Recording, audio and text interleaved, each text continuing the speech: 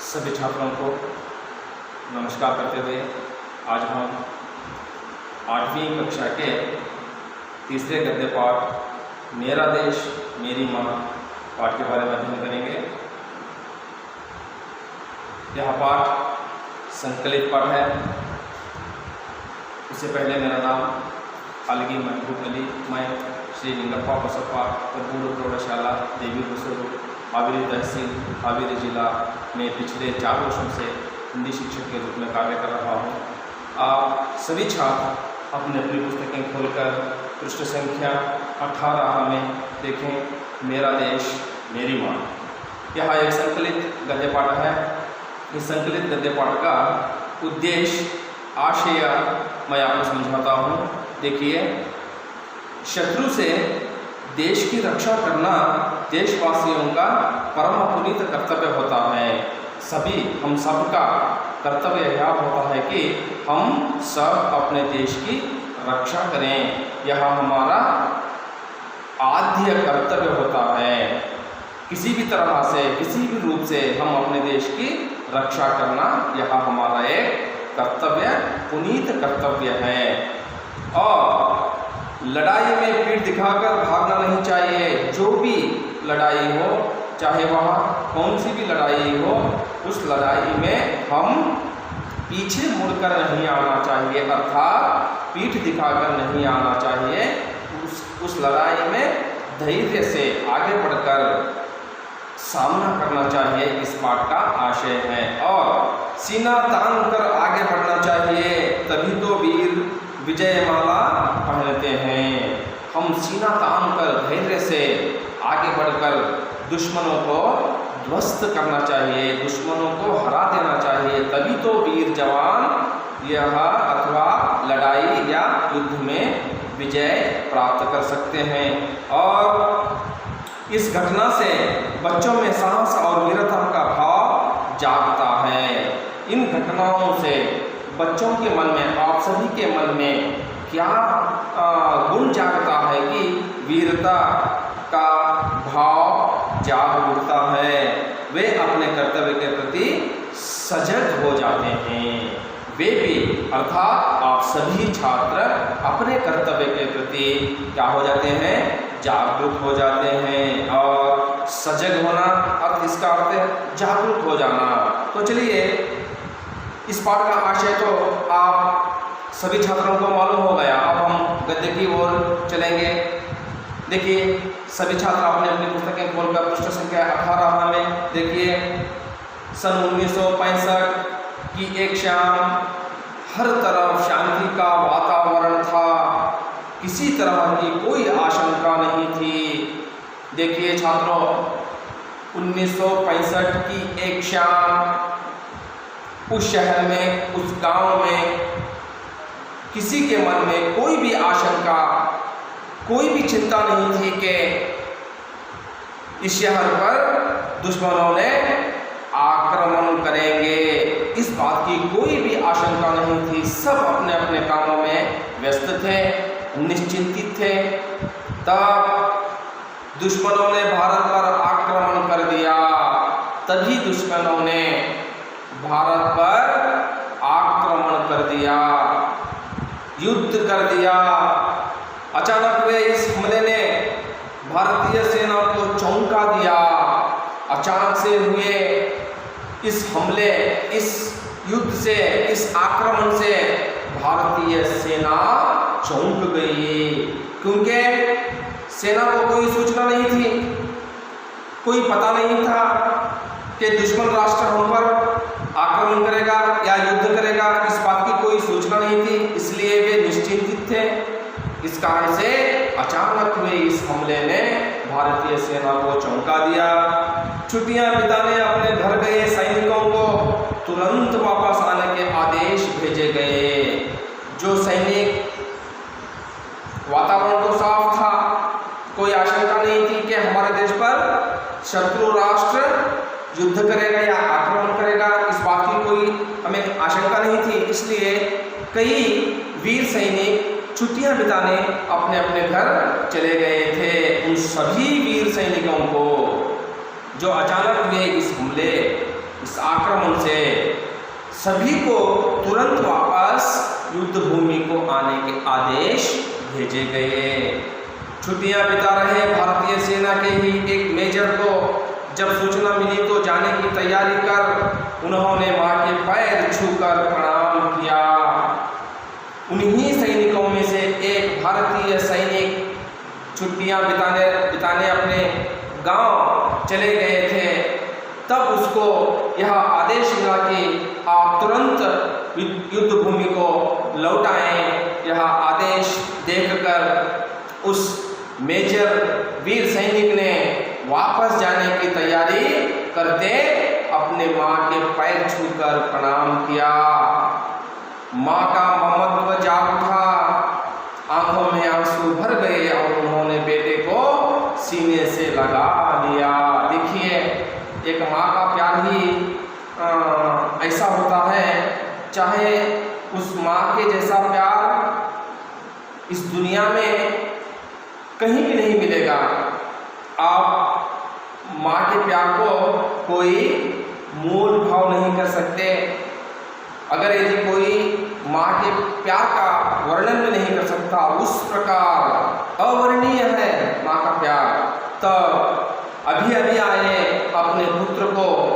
अपने पुत्र के साथ कुछ बातें करें और कुछ खाना पान हो जाए तो वहाँ पर उसका कोई अवसर नहीं था। तभी आए अपने पुत्र को फिर लौटकर युद्ध भूमि को जाते आशीर्वाद देते हुए माँ के मन में अपना ममत्व जाग उठा।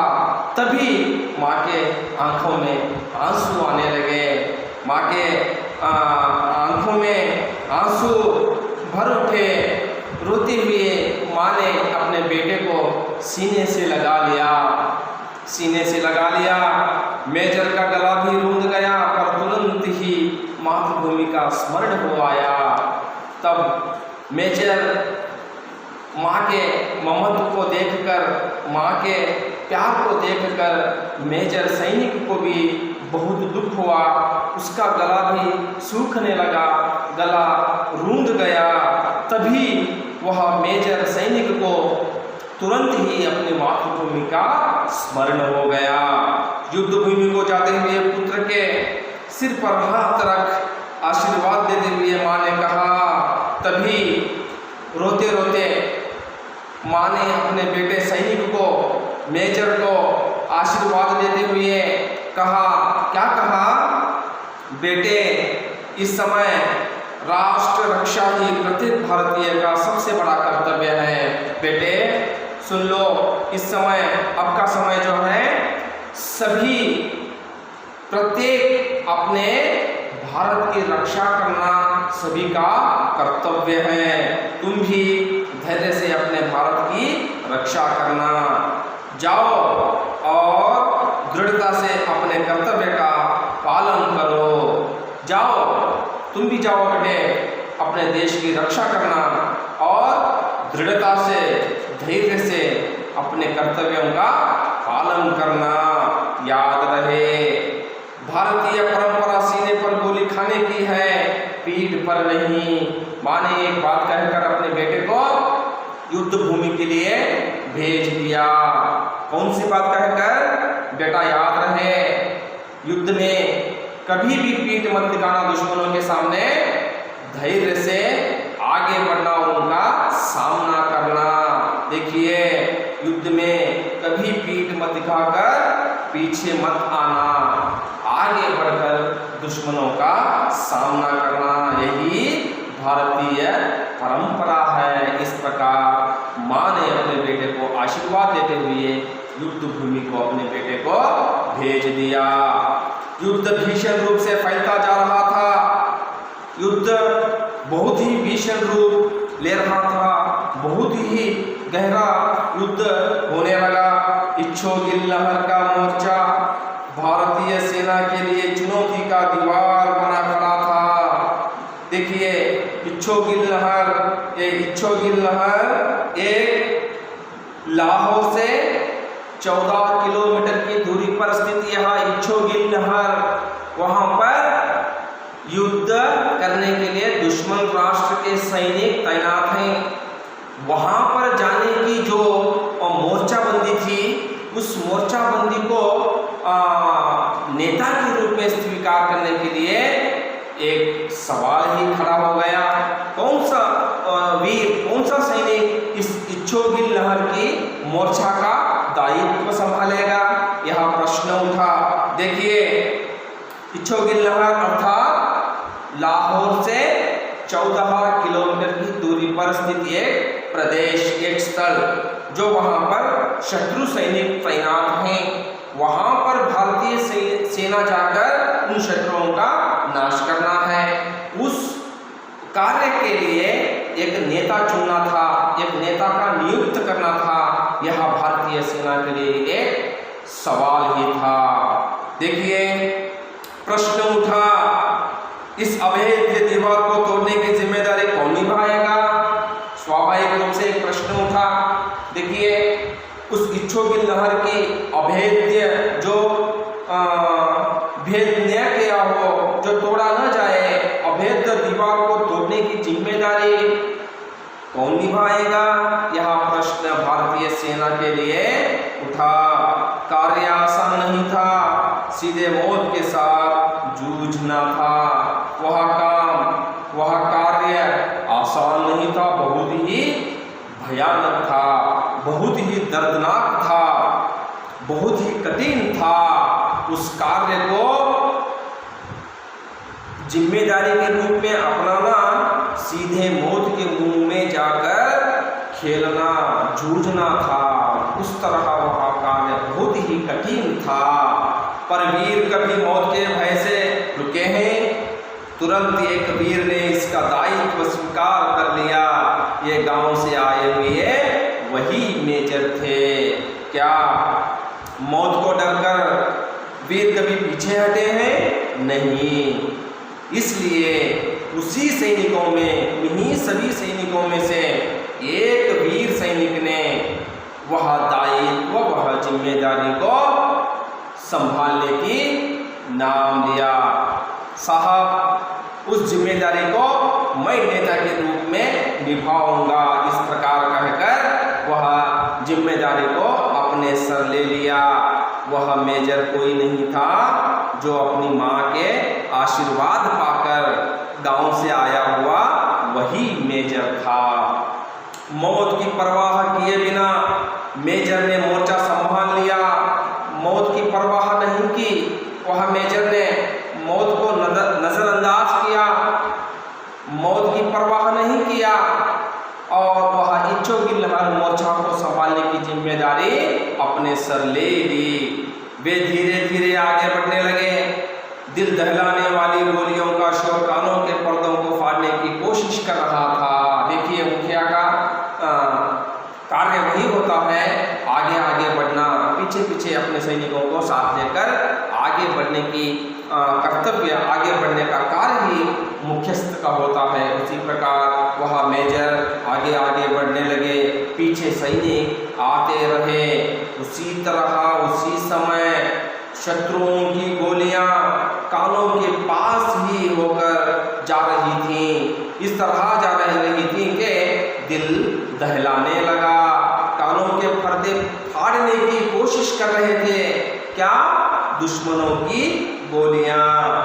मेजर पर देशभक्ति का जोश पूरी तरह छाया हुआ था, परंतु वह मेजर पर देशभक्ति का जोश पूरी तरह छाया हुआ था, पूरी तरह भरा हुआ था। वह मेजर पर जोश, अपने देशभक्ति, अपने देश की रक्षा करने की जो कर्तव्य अपने सर पर ले लिया था, वह जोश वह मेजर पर पूरी तरह छाया हुआ था। मौके का इंतजार किया जाए, इतना समय भी नहीं था। समय का इंतजार किया जाए, देखें, मौका देखकर दुश्मनों को हम सर्वनाश करें। वह उस समय यह बात भी सोचने का समय नहीं था। शत्रुओं की गोलियां एक के पीछे एक आकर भारतीय सेना पर के स्थलों पर आकर पड़ रही थी। इसलिए वे धड़ाधड़ गोलीबारी करते हुए दुश्मन के टैंकों को ध्वस्त करते आगे बढ़ रहे थे। समय का मौका देखने का वह समय ही नहीं था, इसलिए इसलिए मेजर, सैनिक और सभी अपने सैनिकों को लेकर आगे बढ़ने लगे। दुश्मनों की तरह भारतीय सेना भी धड़ाधड़ गोलीबारी करते हुए दुश्मनों के टैंकों को ध्वस्त करते हुए आगे बढ़ने लगे। तभी दुश्मन की कई गोलियां एक साथ सनसनाती हुई आई और मेजर के हाथ व पेट में घुस गई। मगर भारतीय परंपरा सीने पर गोली खाने की है, पीठ पर नहीं। मां के ये शब्द प्रेरणा दे रहे थे। देखिए आगे जो मेजर वह इच्छो की लहर की मोर्चा संभालने की जिम्मेदारी जो उठाए थे, वह मेजर का देशभक्त कब तक काम आएगा।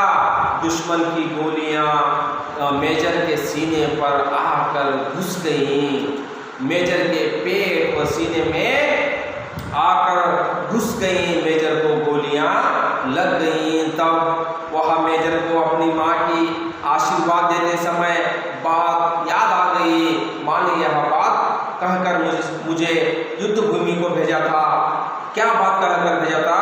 देखो बेटे, भारतीय परंपरा गोली सीने में खाने की है, पीठ पर नहीं। यह बात वह मेजर को माँ की आशीर्वाद की बातें प्रेरणा दे रही थी। वे चोट की परवाह किए बगैर आगे बढ़ते रहे और गोलियां आकर उनके सीने में घुसती गईं। वह मेजर अपने को लगे हुए चोट को, जख्म को, घायल होते हुए भी उन्होंने अपने चोट की परवाह किए बिना, अपने चोट को न देखे हुए दुश्मन को मारने के लिए अपने सैनिकों के साथ आगे बढ़ने लगे। तभी दुश्मन की गोलियां उस मेजर पर आकर घुसती गईं। स्थिति को समझते हुए उनको पीछे हटने का आदेश जारी किया गया, पर मेजर के कदम रुके नहीं। तभी मुख्यस्थों ने इस मेजर को स्थिति को समझकर, वहाँ के वातावरण को, समय को, स्थिति को समझकर, देखिए आपको बहुत सारी गोलियां लग चुकी हैं सीने व पेट व हाथ में, आप तुरंत पीछे आ जाइए। इस प्रकार आदेश भेजे गए, पर मेजर के कदम नहीं रुके। मेजर आगे दुश्मनों को ध्वस्त करते हुए आगे ही बढ़ने लगे। दुश्मन के सारे टैंकों को ध्वस्त कर विजयश्री को गले लगाकर ही उन्होंने दम लिया।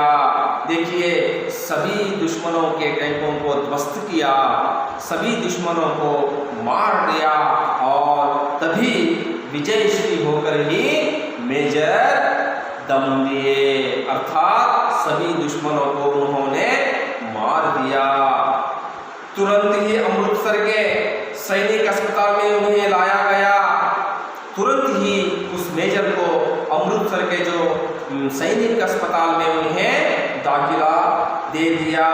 पर तब तक पूरा सीना गोलियों से छलनी हो चुका था, परंतु तब तक उस मेजर का सीना गोलियां खा कर जैसे छलनी होती है, उस प्रकार छलनी के आकार जैसा उनका सीना, पेट व हाथ सभी भागों में दुश्मनों की गोलियां घुस गई थीं।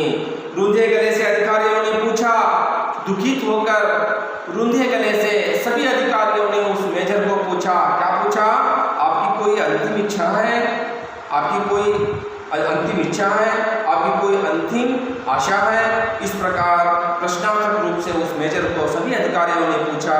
गोलियां सीने में कस रही थीं, पर मेजर ने चेहरे पर मुस्कान लाते हुए कहा। उस मेजर के सीने में गोलियां कसक रही थीं, गोलियां चुभ रही थीं। उस मेजर ने उस जख्म को, उस दर्द को नज़रअंदाज करते हुए, उस दर्द को दूर करते हुए अपने चेहरे में मुस्कान लाते हुए, हंसते हुए उन अधिकारियों से उस मेजर ने कहा, हाँ है, हाँ मेरी अंतिम इच्छा है, मेरी अंतिम एक आशा है। क्या है? मेरी माता संदेश पहुंचा देना, तुम्हारे बेटे ने गोलियां सीने पर ही खाई हैं, पीठ पर नहीं। हाँ साहब, मेरी एक अंतिम इच्छा है, मेरी माँ से यह बता देना कि तुम्हारे बेटे ने गोलियां सीने पर ही खाई हैं, पीठ पर नहीं खाई, क्योंकि माँ ने युद्ध भूमि को जाते समय मेजर को आशीर्वाद देते हुए इस बात को कहकर भेजा था। देखो बेटा, भारतीय परंपरा दुश्मनों की गोलियां सीने पर खाने की है, पीठ पर नहीं। यह बात को मेरी माँ तक पहुंचा देना। इस प्रकार उस मेजर ने उन अधिकारियों से कहा। जानते हैं ये बहादुर कौन थे? आप जान सकते हो छात्र, यह बहादुर कौन थे? ये भारतीय सेना के अफसर मेजर आशाराम त्यागी थे, जिन्होंने मां के वचनों का पालन करते हुए अपनी मातृभूमि की रक्षा के लिए प्राणों की बाजी लगा दी। यह बहादुर मेजर आशाराम त्यागी थे। यहाँ पर मैं आपको एक बात का उल्लेख कर देता हूँ। 21 सितंबर 1965 में जो पाकिस्तान भारत के बीच में युद्ध हुआ था, उस युद्ध में यह भारतीय सेना के मेजर थे, जो अपने प्राणों को गंवा कर भी, अपने प्राणों को त्याग कर कर भी विजयश्री हमें प्राप्त कर दी थी। आपको अब मालूम हुआ होगा कि जो 21 सितंबर 1965 को जो पाकिस्तान और भारत के बीच में जो युद्ध हुआ, उस युद्ध में हमने जो विजयश्री पाई थी, उसके मुख्य कारण थे आशाराम त्यागी। तो दीपक बुझ गया, पर उनकी अमर ज्योति युगों तक देशभक्तों को राह दिखाती रहेगी। वह वीर मेजर क्या हो गया? अमर हो गया। वह वीर मेजर के प्राण चले गए, परंतु वह मेजर ने किए कार्य आज तक भी सभी सैनिकों को, मेजर को क्या बताती रहेंगी? उस मेजर की जो कार्य क्षमता, उस मेजर ने जो दुश्मनों के साथ किए कार्यों को आज हमें वह बताती रहेंगी, नया मार्ग दिखाती रहेंगी। तो चलिए छात्रों, मैंने यहाँ पर श्यामपट पर इस पाठ के निहित कुछ शब्द को लिखा है।